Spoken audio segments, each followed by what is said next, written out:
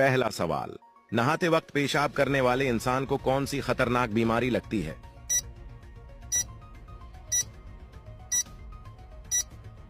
सही जवाब है वसवसों की। अगला सवाल, रात को अचानक बार बार आंख खुलना किस चीज की अलामत है?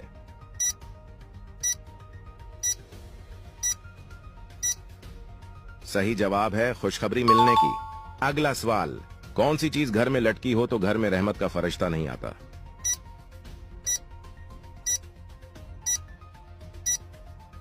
सही जवाब है किसी इंसान की तस्वीर। अगला सवाल, वो कौन सा परिंदा है जिसकी वजह से एक कौम मुसलमान हुई थी?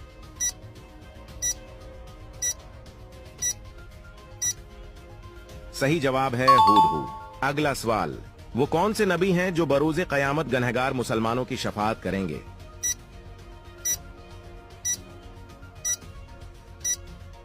इसका जवाब सिर्फ